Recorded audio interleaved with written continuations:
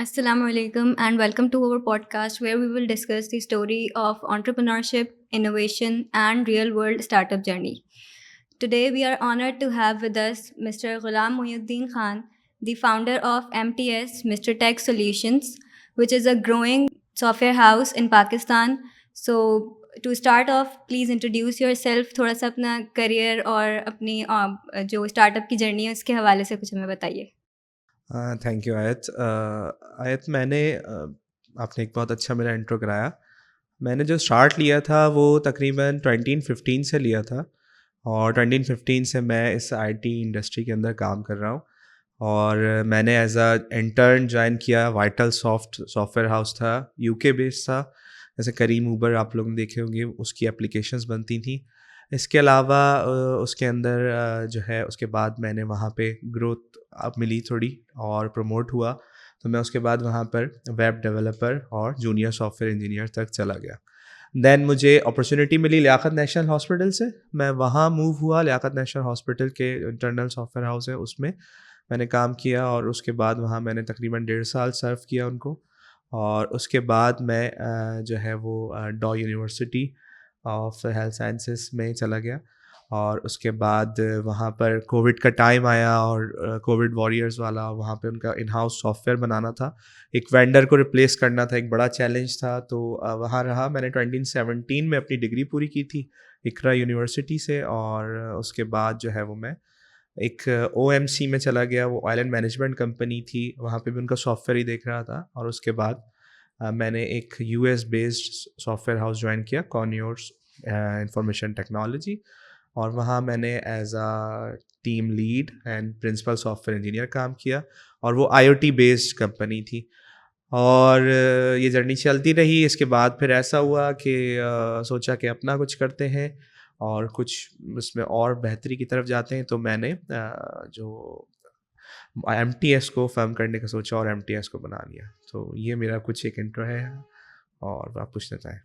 अच्छा, तो मेरा ये पहला सवाल है आपसे कि what make MTS different from other, कि ऐसा एमटीएस में क्या है जो वो बाकी कंपनी से जो है वो हट के है?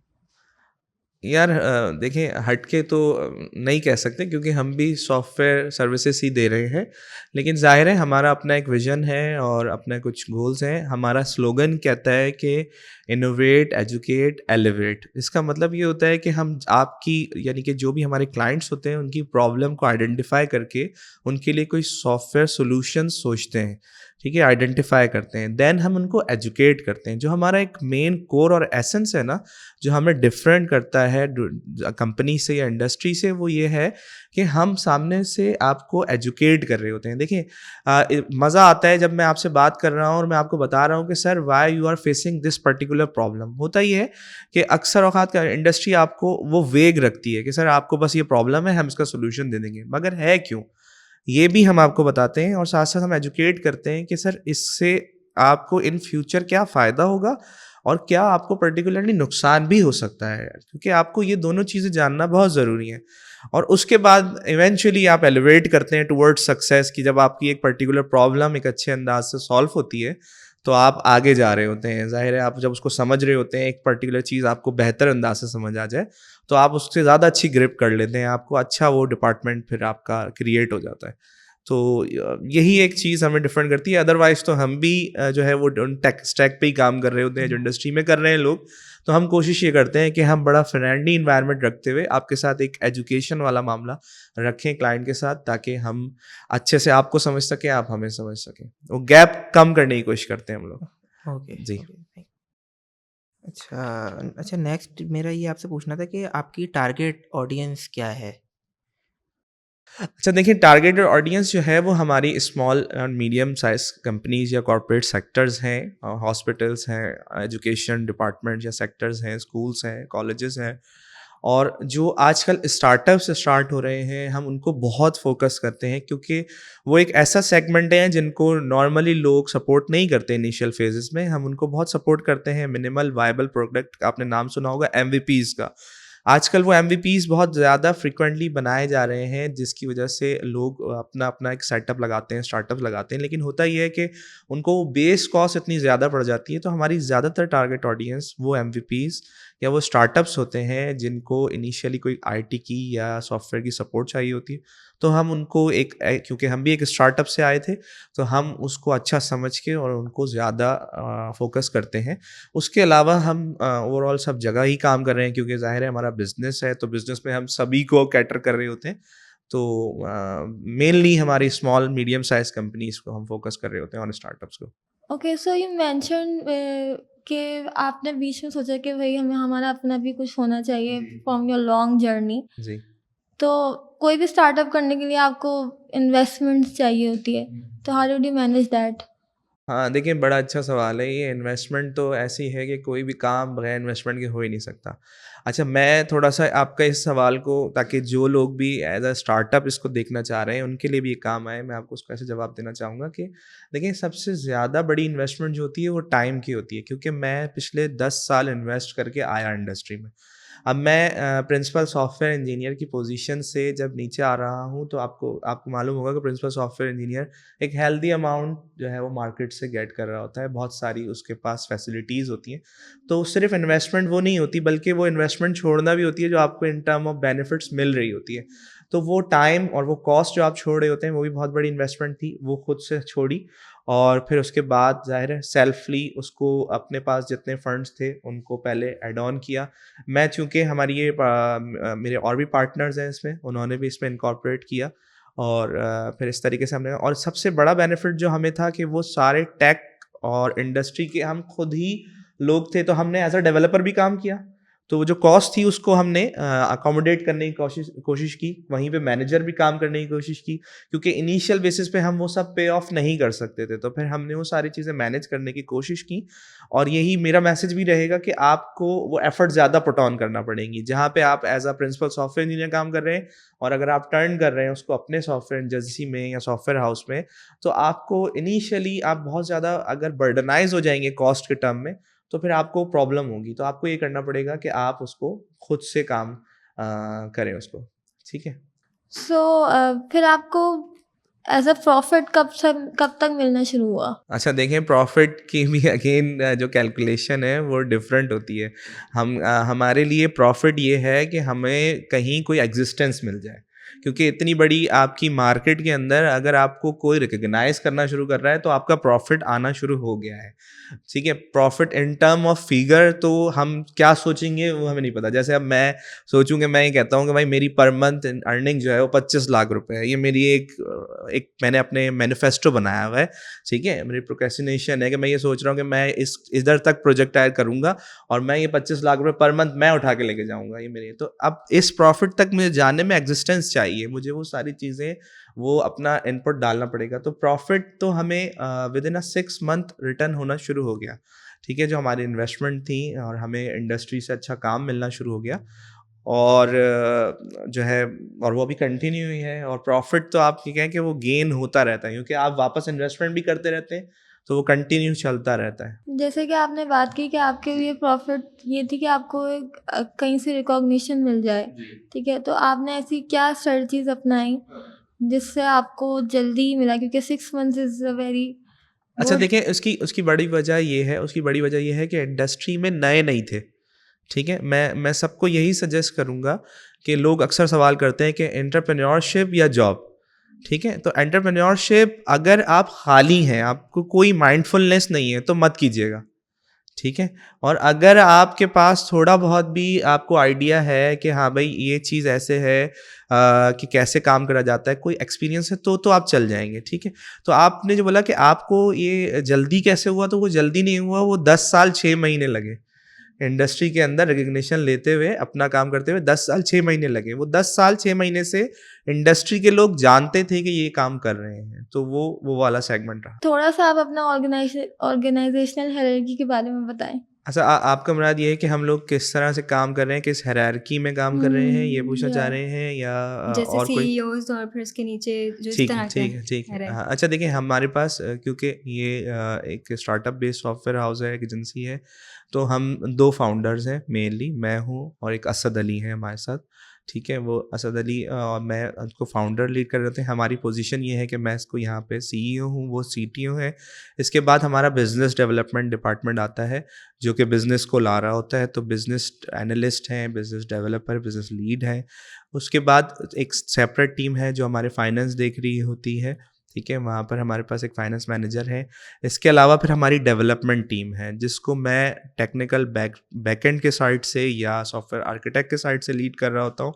और असद अली जो हैं वो मोबाइल एप्लीकेशन की जितनी डेवलपमेंट होती है वो उसको लीड भी कर रहे होते हैं। तो इस तरीके से ये मल्टी रिस्पॉन्सिबिलिटीज़ के तौर पे एक समझे कि एक मैकेनिज़्म बना हुआ है, ये हायरार्की बनी हुई है। और उसके बाद हमारे डेवलपर्स आते हैं, सीनियर डेवलपर हैं, सीनियर सॉफ्टवेयर इंजीनियर हैं, फिर उसके बाद हमारे फ्रंट एंड डेवलपर हैं, फ्रंट एंड में सीनियर हैं, फिर जूनियर्स आते हैं, and so on so for. इस तरीके से हमारा एक स्केल चल रहा होता है। अच्छा, एक अच्छी ऑर्गेनाइजेशन के लिए हमेशा मतलब एक हायरिंग की बहुत इम्पोर्टेंट रिस्पॉन्सिबिलिटी होती है। तो आप लोग क्या क्वालिटीज़ ऐसी देख रहे होते हैं कि जब आप हायरिंग करते हैं, तो लोगों को के अंदर क्या स्किल्स ऐसी होनी चाहिए? सही। अच्छा देखिए, हमने ना पिछले जून 2025 में अपना एक प्रोग्राम शुरू किया, जून जुलाई के अंदर, और हमने उनको एक ट्रेनिंग के तौर पे एज अ इंटर्न लिया। और हम कोशिश कर रहे होते हैं कि हम स्टूडेंट को प्रेफर करें, क्योंकि हम ये वाली प्रॉब्लम को भी फेस कर रहे होते हैं। आपने जैसे हायरिंग की बात की कि लोग कहते हैं कि सर हमारे पास डिग्री आ गई है, तो अगर कंपनी कहती है एक्सपीरियंस नहीं है, तो वो जो एक्सपीरियंस और फ्रेश और एक्सपीरियंस वाला जो एक जंग चलती रहती है, तो हमने उसको आइडेंटिफाई किया और हमने कहा कि हम उनको प्रेफर करेंगे जो स्टूडेंट्स हों और अबाउट टू ग्रेजुएट हों। तो हमने उनको अप्रोच किया, उनको कुछ प्रोग्राम्स दिए, कुछ टेस्ट में, कुछ पर्टिकुलर चीज़ों में डाला, और इंटरव्यू के कम्युनिकेशन पे ज़्यादा फोकस नहीं किया हमने। हमारी प्रेफरेंस ये रही, क्योंकि देखिए होता ये है नॉर्मली, और आप इसको फॉर्चुनेट कहें अनफॉर्चुनेट कहें, कि हमारे यहाँ यूनिवर्सिटी हमें कम्युनिकेशन नहीं सिखा रही, ठीक है? हम कम्युनिकेशन हालात में सीखते हैं, ठीक है ना? तो वो होता ये है कि हम इंटरव्यू करते हुए आपकी कम्युनिकेशन स्किल चेक कर रहे होते हैं कि आप बोल कैसे पा रहे हैं, आपको आता तो है कॉन्सेप्ट, लेकिन क्या आप बता भी पा रहे हैं या नहीं बता पा रहे। तो वो ये प्रॉब्लम रहती है। तो हमने उससे ज़्यादा बेहतर प्रेफर ये किया कि हम आपको सिचुएशन में डालें। जब हमने सिचुएशन में डाला तो हमने आइडेंटिफाई किया कि जो कॉन्सेप्ट आप कह रहे हैं, क्लेम कर रहे हैं ऑन द पेपर, वो आपको आते भी हैं या नहीं। तो वो फिर हमें उसमें से बहुत ऐसे अच्छे बच्चे मिले जो थोड़ा बहुत हेजिटेट हो रहे थे, मगर वो बहुत बेहतरीन प्लेयर्स थे।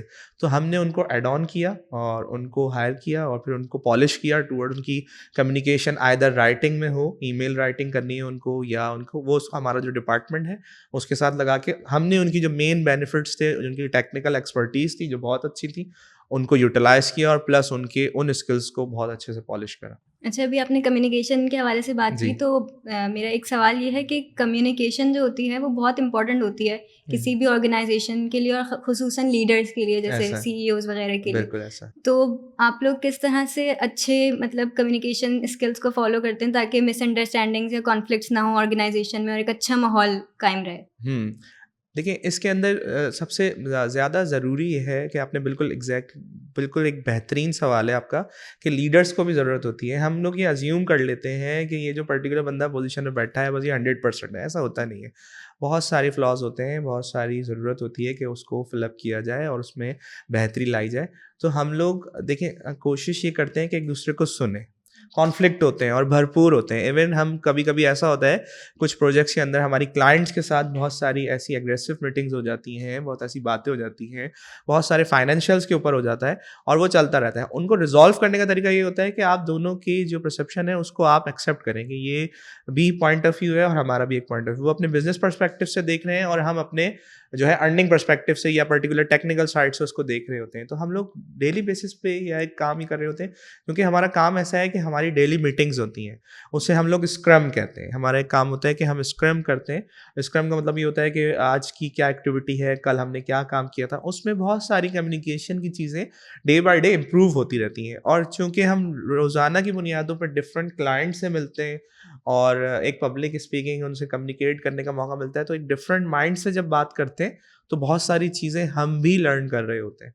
तो वो इम्प्रूव करते हैं, फिर उनको ज़ाहिर है की पॉइंट बनाते हैं कि इन ऐसे लोगों से ऐसे बात करनी है, इनके लिए ये एक की कार्ड हो सकता है हमारे पास, इनके सामने ये चीज़ प्रेजेंट करनी है।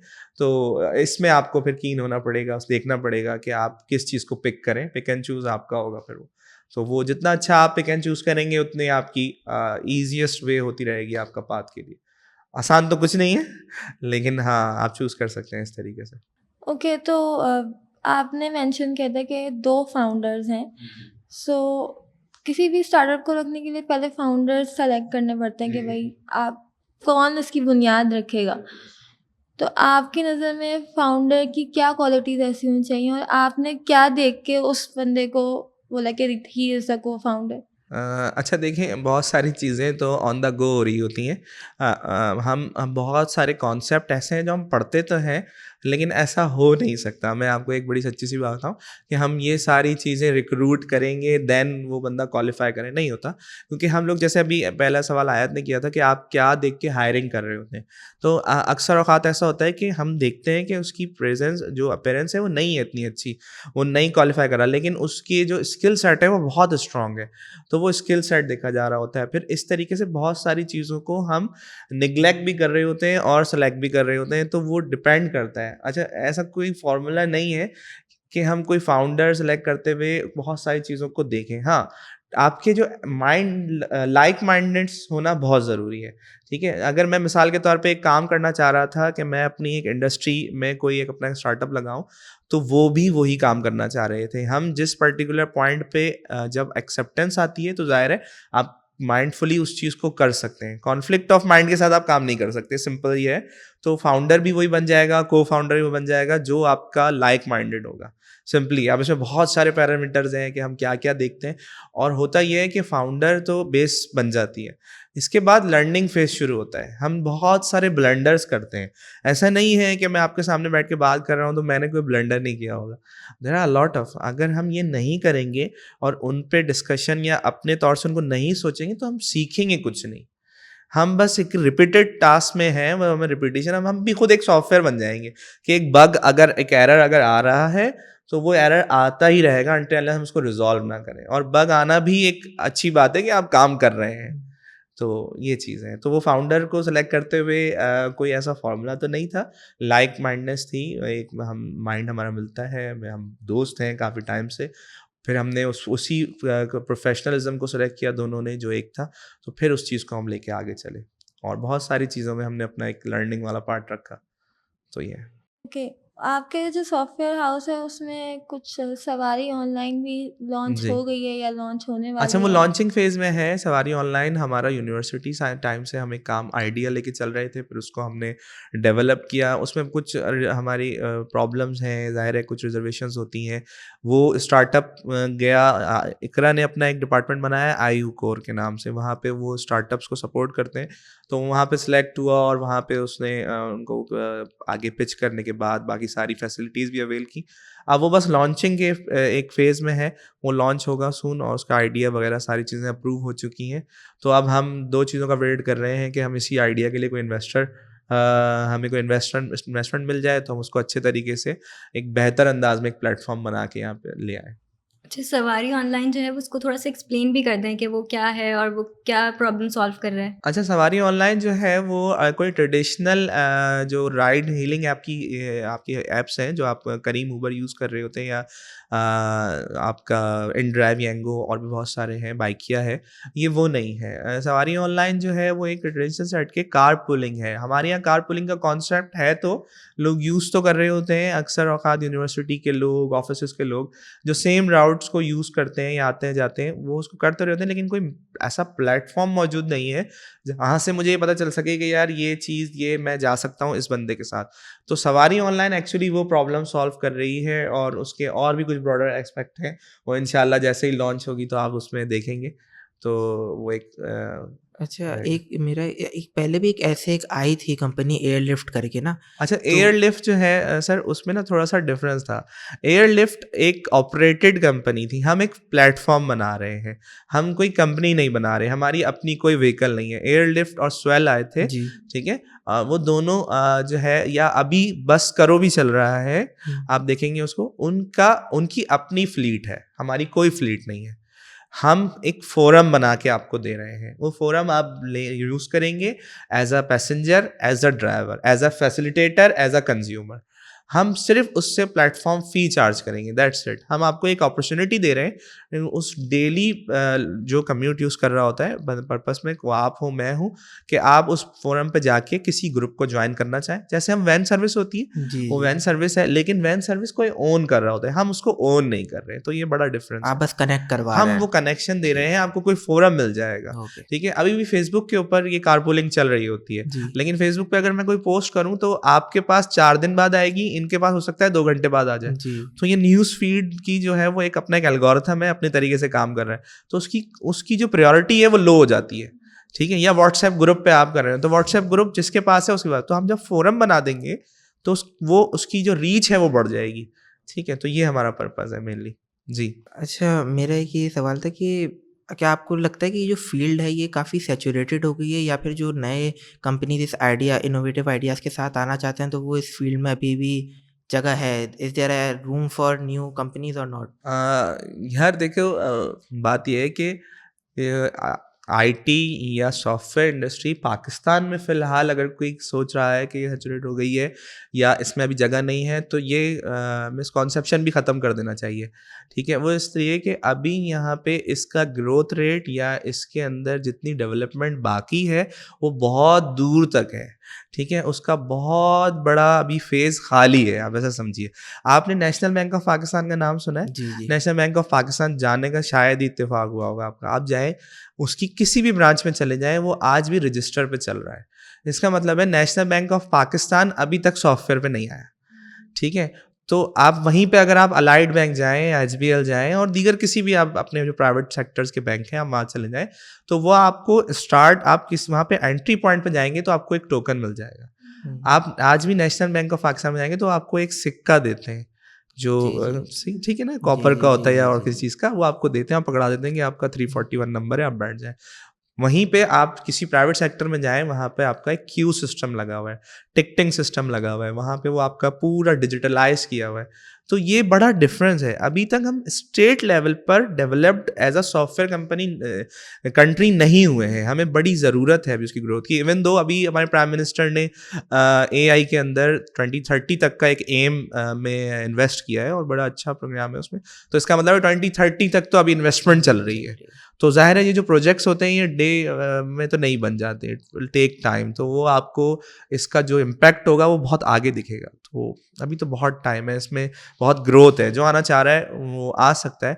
लेकिन देखिए, मैं यहाँ पे इसी क्वेश्चन का एक और एस्पेक्ट भी आपको दूंगा। वो ये है कि आप अगर ये सोचते हैं ना कि ये कोई मैजिकल फील्ड है, तो ऐसा कुछ नहीं है। मैं अक्सर अपने बच्चों से बात कर रहा होता हूँ, डेवलपर से बात कर रहा होता हूँ, तो मैं उनको बता रहा होता हूँ कि हलवा बनाना भी हलवा नहीं है। जी आप अपनी वालदा से पूछें कि वो अगर सूजी का हलवा बना रही हैं और चमचा सिर्फ छोड़ दें तो सूजी जल जाएगी, आप नहीं खाएंगे, आपसे वो बर्दाश्त नहीं होगा उसका टेस्ट। इसी तरीके से ये जो डेवलपमेंट है सॉफ्टवेयर की या मोबाइल एप्लीकेशंस की, वेबसाइट्स की, इसके अंदर जहाँ आपने आपके कॉन्सेप्ट्स को आपने इन्हेंस नहीं किया, इम्प्रूवमेंट नहीं लाए, ऑप्टिमाइजेशन नहीं लाए, आप फ्लॉप हो जाएंगे। और ऐसे बड़े बड़े नाम हैं जो फ्लॉप हो गए हैं। उनको लगता है अब ये फील्ड जो है वो चैट जीपीटी ख़त्म कर देगी, जेमिनी ख़त्म कर देगी, या हमारा जो है वो को पायलट आ गया है, या और बहुत सारे ऐसे हमारे पास जो प्लेटफॉर्म हैं। तो ऐसा उन लोगों के लिए ज़रूर है जिन्होंने अपनी स्टडी या एजुकेशन या लर्निंग रोक दी है। उनके लिए नहीं है जो डे टू डे अपडेट हो रहे हैं। तो ये एक चीज़ आप दिमाग में रखिएगा। जी। अच्छा, किसी भी बिजनेस को या फिर स्टार्टअप को जब आप लॉन्च कर रहे होते हैं तो उसमें रिस्क तो होता है। बिल्कुल। तो अगर कोई एक आम आदमी है और उसको उसको भी ये फेयर होता है एक ना, जिस जो कि उसको रोकता है किसी भी स्टार्टअप या बिजनेस की तरफ जाने से, जी जी। तो इस फेयर को कैसे जो है वो कोई यंग एंटरप्रेन्योर रिड्यूस कर सकता है, और क्या ये आपके साथ भी सेम सिचुएशन थी या नहीं? हाँ, बिल्कुल, बिल्कुल सेम सिचुएशन। रिस्क जो है ना वो हर चीज़ में इन्वॉल्व है, हमारी डे टू डे लाइफ में इन्वॉल्व है। तो फिर तो बिज़नेस से आप लाइफ चला रहे होते हैं और अपने घर चला रहे होते हैं, अपना किचन रन कर रहे होते हैं और बहुत दीगर चीज़ें कर रहे होते हैं। रिस्क फैक्टर आप कम नहीं कर सकते, आप उसके साथ पैरेलल कोई चीज़ खड़ा कर सकते हैं और उसके प्रिवेंशंस बना सकते हैं, लेकिन फैक्टर वहीं रहेगा। ठीक है, वो एलिमिनेट नहीं हो सकता। अच्छा देखिए, हमें बहुत सारे ऐसे चीज़ें आई, मैं एक बड़ा हैंडसम अमाउंट मार्केट से अर्न कर रहा था और मेरे पास बहुत सारी फैसिलिटीज़ थी। वो फैसिलिटीज़ मैं ज़ीरो करके वापस अपनी कंपनी में आया, क्योंकि डे वन से मुझे वो अर्निंग नहीं थी। मिसाल के तौर पे मुझे पता था 26th ऑफ एनी मंथ मेरे पास सैलरी मेरे पास आ जाती थी अकाउंट में, ठीक है, और वो एक बड़ा हैंडसम अमाउंट था और मेरे पास व्हीकल थी कंपनी की दी हुई, बाकी दीगर चीज़ें थी, वो सारी फैसिलिटीज़ थी जो मैं बड़े मज़े से अवेल कर रहा था। लेकिन अब मुझे ये पता था कि मैं जब ये डेवलपमेंट पूरी करूँगा, मैं क्लाइंट ऑनबोर्डिंग करूँगा तो मेरे पास पैसे आएंगे। क्लाइंट ऑनबोर्ड भी हो गया लेकिन पैसे नहीं आए, क्योंकि क्लाइंट ने बोला सर मैं चेक दूंगा आपको, वो भी अगले महीने का। फिर अगले महीने कोई ओकेजन आ गया जिसकी वजह से वो 4 दिन और डिले हुआ। डिले की वजह से मेरी बहुत सारी जो यूटिलिटीज़ थी वो ड्यू हो गई, ठीक है। तो अब ये यूटिलिटीज़ ड्यू हो गई क्योंकि वो भी अपने एक डेट्स पे चल रही हैं, हम एक सेटअप बना के चल रहे होते हैं। एक जो नॉर्मल इंसान का एक सेटअप है वो डे टू डे अपनी एक चीज़ों को अलाइन कर रहा होता है। तो अब वो एक प्रेशर आया क्योंकि आपकी जो सेविंग थी वो कम होने लगी, तो ये प्रेशर रहेगा, ठीक है। आप कैलकुलेटिव स्टेप्स ले सकते हैं एक हद तक, लेकिन जिस वक्त आप आ गए, देखिए वो एक बात है कि ये एक समंदर है, ये कोई कैलकुलेटेड स्विमिंग पूल नहीं है। मुझे पता हो कि यहाँ पे ये इसकी डेप्थ है, यहाँ पे इतनी डेप्थ है, तो मैं उसी में रहूँगा, ऐसा नहीं हो सकता। If you want to play you have to face each and everything. अब आप जब कूद गए समंदर में, तो समंदर कहाँ से आपके नीचे कोई चट्टान आ जाए, आप कितनी गहराई में चले जाएं, वो आपकी स्विमिंग काम आए ना आए, ये तो आप सर्वाइवल मोड पे जाके देखेंगे। स्टेबिलिटी एक वक्त के साथ मिलती है, रिस्क फैक्टर रहता है, वो फैक्टर कम नहीं कर सकते। चैलेंजेस को फेस करेंगे तो आप उसको प्रिवेंशंस बना सकते हैं, फैक्टर रहेगा। बहुत बड़ी बड़ी कंपनीज हैं, आपने नाम सुना होगा, सडन आपको खबर आती है कि वो ले ऑफ कर रहे हैं, उन्होंने एक बड़ी तादाद में कर दिया। वो क्यों होता है? वो तो स्टेबल है, क्योंकि उनके भी फैक्टर मौजूद हैं। पर्टिकुलर जिस क्लाइंट पे उन्होंने हायरिंग की हुई थी, उस क्लाइंट ने आगे से प्रोजेक्ट बंद कर दिया, तो अब आपके पास जो इतना इन्वेस्टमेंट, आपके पास जो पूरी एक अर्निंग आ रही थी वो बंद हो गई, तो आप जेब से एम्प्लॉय को पे नहीं करोगे, कर ही नहीं सकते। उसके लिए कितना बड़ा रिस्क फैक्टर था उसको नहीं पता था, वो तो सोच रहा था मैं एक स्टेबल कंपनी में काम कर रहा हूँ और एक बहुत अच्छा मुझे हैंडसम अमाउंट मिल रहा है, लेकिन हुआ क्या, उसके बरक्स हुआ। तो ये सब चलता रहता है, it's a part of life. जब आपने ये चीज़ सोच ली कि अब मुझे ये करना है, तो मैं वे अराउंड ढूंढता रहूँगा, ठीक है। वो वे अराउंड आपको ढूंढना है, करना ही करना है। आपको कैलकुलेटर एग्जाम वाले दिन अगर काम करना बंद कर जाए, तो आपको बेसिक मैथमेटिक्स के रूल्स आने चाहिए कि वो कैलकुलेशन मैं पेपर पे निकाल लूँ। हो सकता है बहुत बड़े फिगर में आपको प्रॉब्लम हो, तो ब्रेक डाउन करके निकाल लूँगा। मैं कहीं ना कहीं मुझे अपनी एक अप्रोच दिखाना पड़ेगी कि सर हो सकता है मैं एज अ टीचर देख रहा हूँ कि नहीं यार, इसने एक ट्राई तो किया है कैलकुलेशन करने की, नहीं की, गलत की, लेकिन ट्राई की है, वो ट्राई काफ़ी है, ठीक है ना। तो कोशिश करना ज़रूरी है, आपको रिस्क फैक्टर रहेगा। अच्छा, what inspired you to choose entrepreneurship instead of a conventional job path? कि एंटरप्रेन्योरशिप की तरफ क्या ऐसा आपने देखा कि नहीं मुझे जॉब नहीं करनी, एंटरप्रेन्योरशिप की तरफ ही जाना है? क्या इंस्पिरेशन थी आपकी? यार देखो, एक बड़ा इसका जो है ना बिटर ट्रुथ है हमारे इंडस्ट्री के अंदर, और वो बड़ा अनफॉर्चुनेट है, और उसमें आपने भी कभी इसको फील किया होगा। इंडिया ने इसके ऊपर बहुत काम कर लिया है, लेकिन पाकिस्तान अभी तक टीम वर्क में ज़ीरो पे खड़ा हुआ है, जी। ठीक है। हम इंडिविजुअलिज्म को जो है वो बहुत प्रमोट करते हैं, हम टीम वर्क को प्रेफर नहीं करते। मैंने इंडस्ट्री के अंदर बहुत ग्राउंड से काम शुरू किया, मैं इंटर्न था, और मैंने देखा कि टीम वर्क के इम्पैक्ट क्या होते हैं और इंडिविजुअल के इम्पैक्ट क्या होते हैं। तो मैंने जब जब टीम बनाई तो मुझे उसके रिजल्ट्स बहुत अच्छे आए। अभी भी हम एक टीम पैनल में बैठे बात कर रहे हैं, डिस्कशन कर रहे हैं, तो आप भी कहीं ना कहीं फुलफिल हो रहे होंगे इन्फॉर्मेशन से, मैं भी आप लोगों से जो आप क्वेश्चन पूछ रहे हैं मुझे सीखने को मिल रहा है। वहीं पे अगर मैं बोलूँ कि ये whole sole one man show है, तो ऐसा हो नहीं सकता, क्योंकि हमारी जितना स्टाफ है इन्होंने एक अच्छा अपना पूरा सेटअप लगाया हुआ है, या माइक्स हैं, कैमराज हैं, लाइट्स हैं, जो आपको दिख नहीं रही होंगी, लेकिन ये उनकी कलेक्टिव एफर्ट्स का नतीजा है। तो जब मैंने ये इंडस्ट्री में ये चीज़ ज़्यादा ऑब्जर्व करना शुरू की कि मेरे लिए सब कुछ है, साथ वाले के लिए कुछ नहीं है, तो मैंने बोला कुछ ऐसा होना चाहिए कि मैं एक अर्निंग के बजाय मल्टी अर्निंग में जाऊँ, मैं मल्टीपल लोगों को फैसिलिटेट कर सकूँ। तो मैं जब कंपनी में बैठता था तो मैं सिर्फ उसी कंपनी के लिए काम करता था, मुझे ये मज़ा नहीं आता था, क्योंकि हमारे यहाँ फ्रीलांसिंग करना तो हराम है, ठीक है ना। अगर किसी कंपनी को पता चल जाए कि आपका डेवलपर फ्रीलांसिंग कर रहा है अपनी नीड्स को पूरी करने के लिए, उसकी जो एक्स्ट्रा नीड है जो आपकी दी हुई सैलरी से पूरी नहीं हो रही, तो आपने बोला वो तो हराम काम कर रहा है, ठीक है ना। तो ये हमारा कल्चर है, जबकि बाहर इसको प्रमोट किया जाता है, ठीक है। तो अब मैंने जब ये चीज़ देखी तो मैंने कहा कि नहीं, ये चीज़ ख़त्म करके अपना एक सेटअप लगाएंगे और एक क्लाइंट को अप्रोच करने के बजाय एक सोल्यूशन बनाएंगे, मल्टी सोल्यूशन करने, और जहाँ मेरी अर्निंग है वहाँ मैं 4 लोगों को और इस पैटर्न पे लेकर आऊँ कि आप भी कमा सकते हैं। और मैं प्रमोट करता हूँ, इवन दो मेरा डेवलपर जो होता है मैं उसको बोलता हूँ कि आपके फ्री टाइम में आप फ्रीलांसिंग किया करो, क्योंकि हो सकता है मेरी कंपनी किसी दिन बंद हो जाए, तो आपका एक पैटर्न बना रहे कि आप कमा सके। तो मेनली ये था कि वो जो इंडिविजुअलिज्म थी ना, मैं उसको प्रेफर नहीं करता था। मेरा क्लेम ये होता था team work team work team work, तो मैं वो फिर टीम बनाने पे लग गया। मैंने बोला यहाँ तो नहीं कर सकता मैं टीम वर्क के लिए, मैं यहाँ करूँगा ये तो बाहर कर देंगे, ये तो बादशाह बनने लग गए। तो मैंने फिर वो रिज़ाइन दिया और फिर मैंने अपनी टीम खड़ी की। तो ये चीज़ है। अच्छा, what message would you like to give to the students and young professionals who want to start their own business? यार ये एक बड़ा मुश्किल है, क्योंकि आजकल माशाल्लाह से बच्चे बहुत स्मार्ट हैं। देखो एक जुमला है कि आपको अगर कुछ करना है ना, तो आप वो एक आई गेस इकबाल का शेर है कि मिटा दे अपनी हस्ती को अगर कुछ मर्तबा चाहो, कि ज़र्रा खाक में मिलकर गुले गुलजार बनता है। तो देखिए, आपको इस पर्टिकुलर पॉइंट को समझना होगा। आप एक दिन में वो, आप उर्दू का मुहावरा है सुना होगा आपने, सरसों हथेली पे नहीं जमती, ठीक है?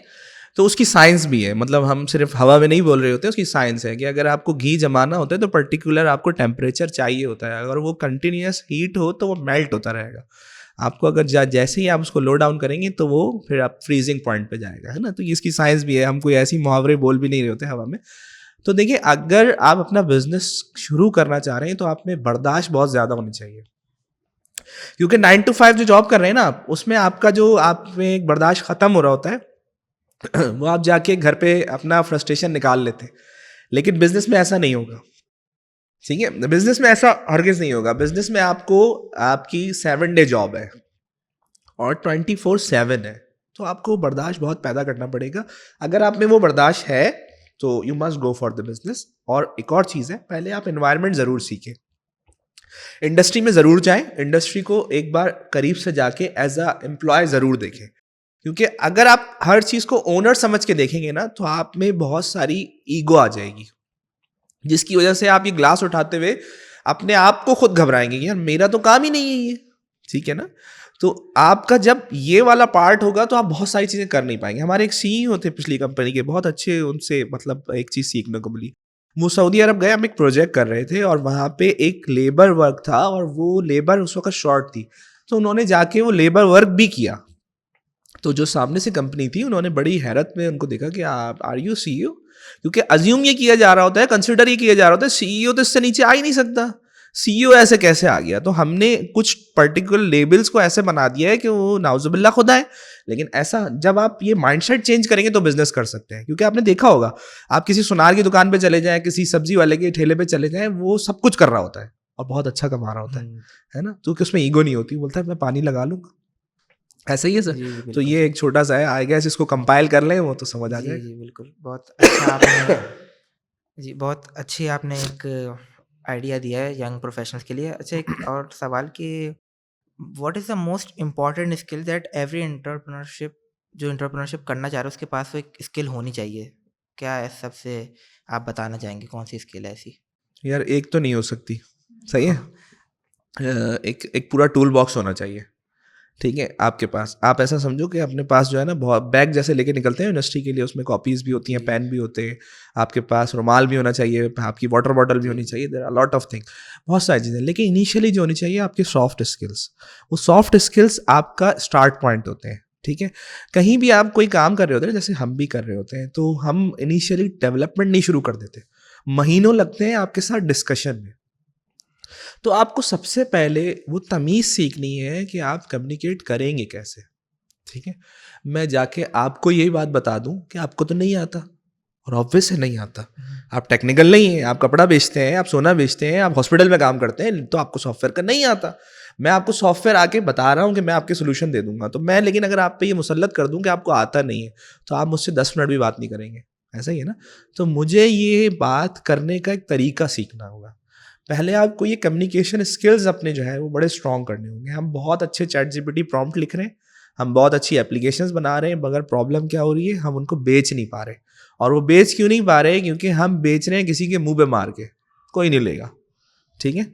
आप किसी को कफन भी बेचेंगे ना, आपको बड़े पोलाइटली बेचना है। बंदा तो मर गया है लेकिन आपको बड़े पोलाइटली बेचना है। तो आपको जो जो अगर एज अ एंटरप्रेन्योर कोई अच्छी चीज़ लेनी है तो वो आपके सॉफ्ट स्किल्स बड़े स्ट्रांग होने चाहिए। वो स्ट्रांग होंगे तो आप इंडस्ट्री में सर्वाइव कर सकते हैं।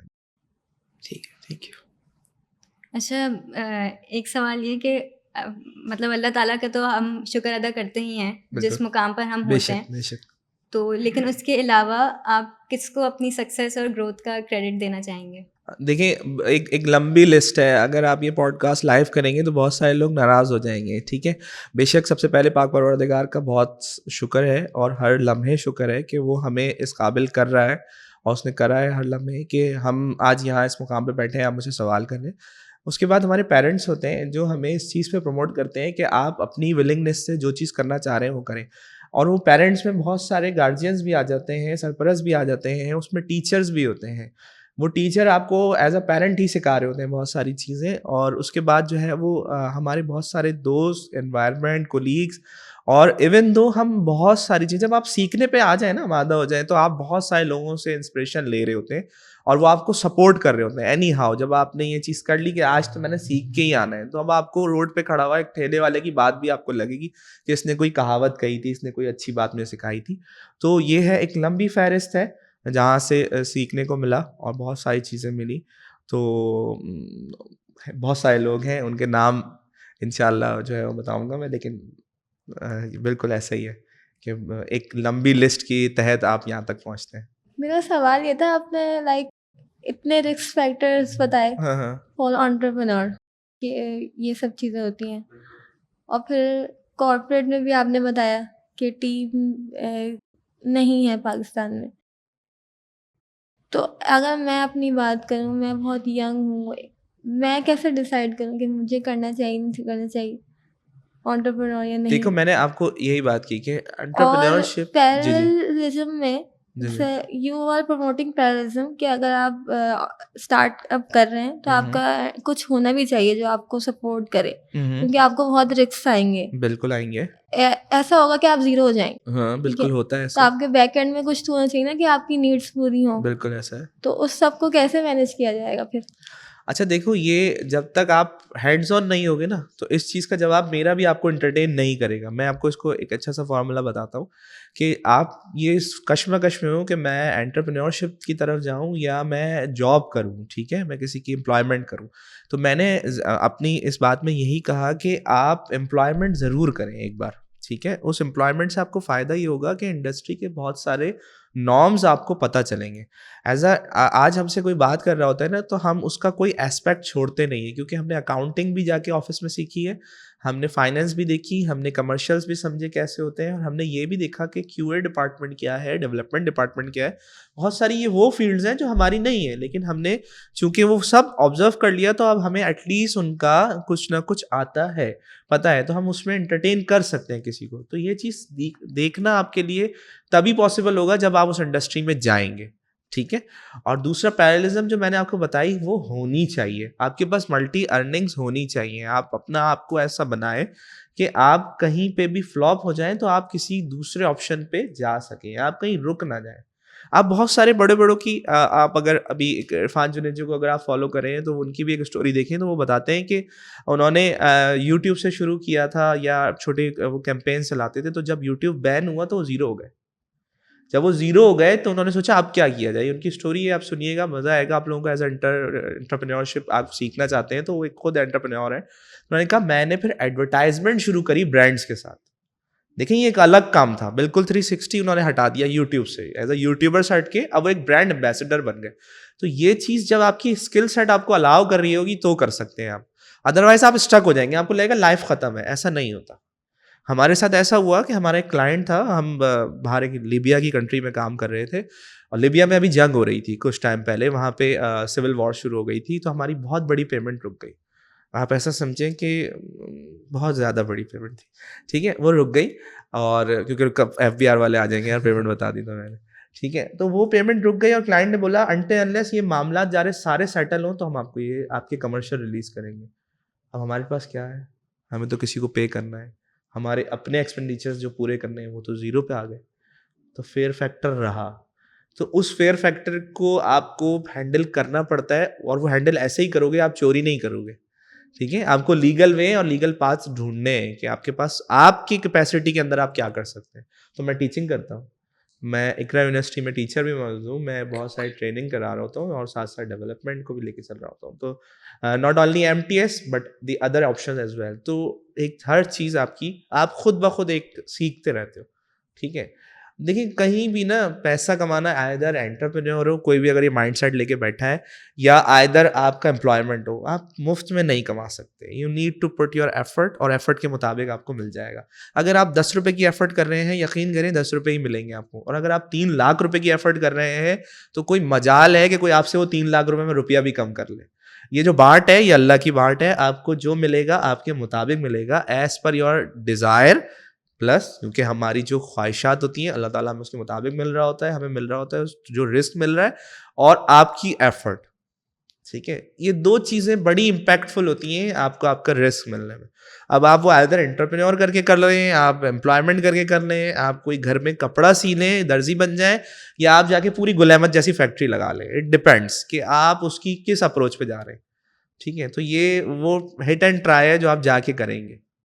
जैसे आप कोई भी प्रोडक्ट वगैरह लॉन्च हम्म, करते हैं तो यू नीड इन्वेस्टर्स, जी जी, क्योंकि आप अपना तो पूरा नहीं लगाते हैं। बिल्कुल ऐसा है। जैसे आपके केस में आप कह रहे थे कि आप काफ़ी, आपका बैकग्राउंड था तो यू हैव द कॉन्टेक्ट्स, लेकिन अगर कोई यूनिवर्सिटी स्टूडेंट्स की बात करें, या फिर 1 ईयर उसका एक्सपीरियंस हो जॉब का, तो उसके पास इतने कॉन्टेक्ट्स नहीं है, तो how you find investors then? अच्छा देखिए, इन्वेस्टर्स को ज़ाहिर है कोई आई कैचिंग चीज़ चाहिए होगी। आपको बताना पड़ेगा कि आपका जो आइडिया है वो बहुत साउंड है, बहुत अच्छा है, उसका इम्पैक्ट बहुत अच्छा होगा। अगर आप उस पर्टिकुलर आइडिया को लेकर अपने पास इनकॉर्पोरेट करेंगे तो आपको बेनिफिट और आपका रेवेन्यू बढ़ जाएगा, ठीक है। तो आपको ये बताना पड़ेगा, ज़ाहिर है। और जब आप उस चीज़ पे कॉन्फिडेंट होंगे तभी आप बताएंगे, ठीक है। तो आपको पहले वो कॉन्फिडेंस गेन करना है। अगेन वो कम्युनिकेशन स्किल बेहतर करें, आप बताना उसको बेहतर अंदाज में बताएं, और आप उसको प्रमोट करें। अब देखें, आपके पास सोशल मीडिया का टाइम है, जैसे एक छोटी सी चीज़ वायरल हो जाती है, बहुत सारे लोगों ने ऐसे इंजन बनाए, ऐसी चीज़ें बनाई जो वायरल हो जाती हैं, तो आप उसको प्रमोट करें। उसी तरीके से आप उसको प्रमोट करें प्रॉपर मार्केट में, प्रॉपर लो टैग्स के साथ, प्रॉपर टाइटल्स के साथ, तो वो उसको रीच मिलेगी। थोड़ी बहुत तो इन्वेस्टमेंट चाहिए, ज़ाहिर है। वो आपका टाइम की फॉर्म में हो, आपको लोगों के पास जाके मिलना पड़े, उनको विजिट करना पड़े, वो इन्वेस्टमेंट तो रहेगी, बिल्कुल वो एफर्ट है आपकी। और फिर उसके बाद आपको उसका रेवेन्यू मिलेगा, क्योंकि वो यूनिकनेस आपके पास मौजूद होगी। देखो अक्सर औकात ऐसा होता है कि हमें लग रहा होता है कि हमारा आइडिया सेल नहीं हो रहा, ठीक है, हमारा आइडिया, लेकिन वो आइडिया एग्जिस्ट करता है। हमारे एक टीचर है, वो अक्सर एक बात कहते थे कि री इन्वेंटिंग व्हील करने की ज़रूरत नहीं है, आप कर ही नहीं सकते, सर्किल के अलावा बना ही नहीं सकते आप उसकी शेप में, ठीक है ना। ट्राइंगल मैं नहीं उसको रोटेट कर पाऊंगा, बिल्कुल ऑब्वियस सी बात है, वो गाड़ी की सारी सस्पेंशन खराब हो जाएगी, अलाइनमेंट खराब हो जाएगी, मैकेनिकल वर्क ही नहीं हो पाएगा अगर मेरी कोई भी एक पर्टिकुलर चीज़ भी ऐसी हो। तो मैं उसमें मुझे फिर जाके ये प्रेजेंट उसको बताना है कि सर ये जो है ना, इससे इतना एड ऑन हम ये कर रहे हैं, ठीक है। अच्छा, जैसे अभी अलीज़ा ने सवाल किया कि आपने 10 साल के बाद क्योंकि करा अपना MTS स्टार्ट, तो आपके हाँ, पास हाँ। काफ़ी कॉन्टैक्ट्स वगैरह थे, ठीक है। तो कनेक्शंस जो होते हैं हाँ, आपके, हाँ। वो बहुत इंपॉर्टेंट रोल प्ले करते हैं। कर सकते हैं। लेकिन जैसे अब हम यूनिवर्सिटी के स्टूडेंट्स हैं, या जो फर्स्ट ईयर के बच्चे होते हैं, फ्रेश बिल्कुल जो यूनिवर्सिटी में आ रहे होते हाँ, हैं, हाँ। उसके बाद फिर उनको अपना करियर आगे बनाना होता है। बिल्कुल सही है। तो कनेक्शन किस तरह से आप जो है अपने अच्छे स्ट्रॉन्ग बना सकते हैं? तो आप जो मतलब जो बच्चे हैं, हाँ, स्टूडेंट्स हाँ। हैं, और जो यंग लोग हैं, उनको आप क्या मशवरा देंगे इसके अच्छा हवाले से? देखो, आयत हमारे पास ना 2000 में तो ये होता था, लोग सीवीज ड्रॉप करते थे, हार्ड कॉपीज। फिर उसके बाद टाइम चेंज हुआ, 14-15 के बाद सॉफ्ट कॉपीज से नीचे बात नहीं होती। आप सॉफ्ट कॉपी ईमेल में अटैच कर दें, पोर्टल पे डाल दें, सही है ना। टाइम ने इवॉल्व किया और जाके हार्ड कॉपी से सॉफ्ट कॉपी पे आ गया। अब अगर आप अपनी प्रोफाइल पे थोड़ा भी कुछ डालते हो ना, तो आपको HR का मैसेज आता है। अब मैंने CV भी ड्रॉप नहीं करी, ना हार्ड कॉपी ना सॉफ्ट कॉपी, मैंने सिर्फ अपनी एक प्रोफाइल लिंक्डइन पे मेंटेन कर ली है। तो मेरे पास मैसेज आता है एक HR का, जो हंट कर रहा है किसी टैलेंट को, कि हमारे पास ये पोजीशन ओपन है, तो आप इस स्किल सेट में आते हो तो आप ये कर लो। अच्छा, वो रीज़न क्या है कि वो जो मैंने डेकोरेट की है ना प्रोफाइल, वो उसके अकॉर्डिंगली की है जिसको वो फंड कर रहा है या उसको जिसको ऑनबोर्ड करना है। समझ लो बेटा। तो आपको सबसे पहले तो ये करना है कि आपके पास फोरम्स मौजूद हैं, लिंक्डइन मौजूद है, फेसबुक को प्रोफेशनली भी देख सकते हैं आप, वहाँ पे बहुत से ऐसे ग्रुप्स मौजूद हैं जहाँ पे अपने आप को आप प्रमोट करें। ठीक है, आप उसकी विल रहें। दूसरी बात ये होती है यूनिवर्सिटी, बहुत सारे लोग समझते हैं कि जस्ट डिग्री लेने की जगह है। नहीं नहीं, यूनिवर्सिटी आपके पास एक बहुत बड़ी अपॉर्चुनिटी होती है कि वहाँ से आप बहुत बड़े कॉन्टैक्ट्स उठा सकते हैं। आप एक डिफरेंट एरिया से आ रही हैं, ये एक डिफरेंट एरिया से आ रहे होंगे, और आप डिफरेंट कल्चर्स को भी एक दूसरे से एक्सचेंज करते हैं, आइडियाज एक्सचेंज करते हैं। तो आपको उसको फोरम पे ले जाना होगा। अब तकरीबन सब यूनिवर्सिटीज़, आप जिसका भी नाम लें, वो प्रमोट कर रहे हैं एंटरप्रेन्योरशिप को। जैसे आपका ये कोर्स भी आप पढ़ना चाह रहे हैं इसमें, और उसको वो प्रमोट करके फिर वो उन चीज़ों को भी प्रमोट करते हैं जो उस चीज़ पे अपना काम कर रहे होते हैं। तो आपको, अगर आप ये काम कर रहे हैं, तो आपकी यूनिवर्सिटी भी सपोर्ट करेगी, लेकिन उसका देखो प्रॉपर पैटर्न होगा। उनका एक बिजनेस है, वो यूनिवर्सिटी में एजुकेशन के लिए काम कर रहे हैं, आप अपना कोई बिजनेस लेकर आ रहे हैं, तो आपको उनके हिसाब से अलाइन करना पड़ेगा कि मैं एंटरप्रेन्योरशिप का, लेट्स सपोज एक कोर्स है एंटरप्रेन्योरशिप का, और मैं खुद एज ए एंटरप्रेन्योरशिप करना चाह रहा हूँ, ठीक है, और मैंने उसमें कोई आइडिया ले आया, तो मैं यूनिवर्सिटी को अपना एक केस स्टडी दे सकता हूँ। यूनिवर्सिटी एक्सेप्ट करेगी, यूनिवर्सिटी बोलेगी नेक्स्ट टाइम जो नेक्स्ट सेमेस्टर होगा तो हम आपको प्रेजेंट करेंगे। तो क्या होगा, आपके 4 लिंक बढ़ गए। अगर आपको 2 स्टूडेंट भी आके पूछते हैं तो आपके 4 लिंक बढ़ गए। It will take time. देखिए, मैंने अगेन फिर दोबारा दोहराऊंगा कि ऐसा हलवा नहीं है। आपने बोला आबरा का डाबरा जब जब जू नहीं होने वाला, वो नहीं वाला, आपने जमाने लगाना पड़ेंगे। ठीक है ना। हम जो ये पॉडकास्ट रिकॉर्ड कर रहे हैं ना अभी, उन्होंने अब थोड़ी देर पहले हमसे बात कर रहे थे, तो उन्होंने भी हमें बताया कि सर इसकी जो कंपोजिंग होगी, इसकी एडिटिंग होगी, उसमें घंटों नहीं लगेंगे, उसमें दिन लगेंगे। ठीक है, एक बिग डेटा हमें मिलेगा, फिर हम रेलिवेंट इन्फॉर्मेशन बना के देंगे। तो देखिए, आपको भी बहुत सारे लोग मिलेंगे, फिर वो रेलिवेंसी आपको चाहिए होगी। तो ये चीज़ें आपको करना पड़ेंगी, आपको कॉन्टैक्ट्स बनाने पड़ेंगे। आप देखें कि मेरे लाइक माइंडेड या मेरे सेम स्किल सेट के लोग कौन कौन मौजूद हैं, मुझे प्रमोट करना पड़ेगा। सोशल मीडिया एक बहुत बड़ी पावर है, आप उससे बहुत कुछ कर सकते हैं। अगर आपको अप्रोप्रिएटली यूज़ करना आ जाए तो आप उसको यूज़ करें, अपनी नीश बनाएं, अपने प्रॉपर मार्केट करें अपने आप को, अपने स्किल सेट को, आइडिया को प्रमोट करें प्रॉपर। आपको रिकग्निशन मिलेगी, आपको वो आपका पर्टिकुलर चीज़ मिलेगी। लेकिन ऐसा नहीं हो सकता कि मैं ऑन पेपर कोई चीज़ बना लूँ और मैं उसको ग्राउंड पे ना लाऊं, तो पॉसिबल नहीं है। सामने वाला बोलेगा यार ये जस्ट आइडिया है, 10,000 लोग सोचते हैं, इन्होंने भी सोचा है, तो उसको प्रूफ करना पड़ेगा। प्रूफ कर दें आप, तो आपके लिए 10,000 अपॉर्चुनिटीज़ खुली हैं। ये चीज़ है। ठीक है। Thank you so much sir for sharing valuable insights and your journey. और बहुत शुक्रिया आपका, आपने हमें अपना बहुत सारे आपने एक्सपीरियंस अपना शेयर किया। और मुझे उम्मीद है कि हमारी जो ऑडियंस है, जो हमें सुन रही होगी, उनको बहुत सारे लेसन्स मिले होंगे, और इंशाल्लाह हमें भी बहुत कुछ सीखने को मिला है। तो thank you so much. Signing off. Thank you.